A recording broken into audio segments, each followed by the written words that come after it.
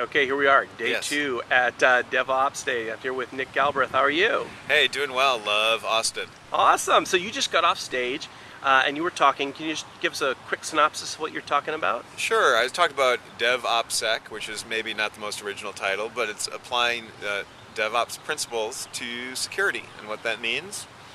And we started talking about what are DevOps principles. And basically, I said it's trust but verify across the board. People, machines, processes. I trust you to do it, but let's put monitoring and some visibility into it. Even when you screw up, even when you do a good job, implies automation, implies all sorts of stuff. And then we sort of talked about a lot of the sort of DevOps sort of like buzzwords, MTTR, MTTD, how that applies to security.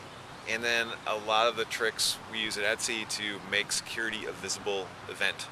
It's not just a binary thing. It's problems. You're being attacked constantly if you're on the web, and making it so people have exposure to it. Very similar to DevOps because it's trying to get development to care about operations, operations to care about dev. Same type of problems occur with security. And so for those folks who aren't familiar with Etsy, Sure. how would you describe it in a sentence? It's a marketplace for small businesses. So we don't hold inventory.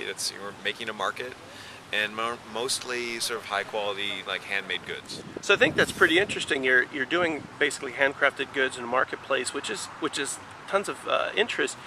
Yet you don't necessarily associate it with top grade infrastructure and security and stuff. How did it get to be that way?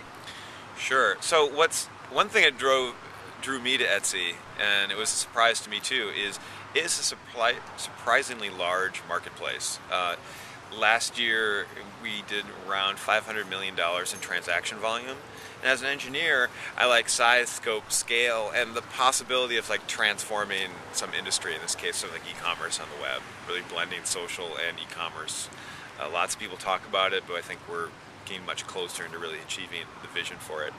In terms of operations, we have a lot of data, and I think one thing that's interesting about it, and I've worked at a lot of startups, and one thing that's really unique about Etsy is that we actually talk about what we do and make that public.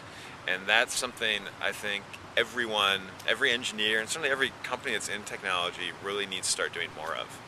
And speaking about telling us about stuff, what's your architecture? Sure. How is that laid out?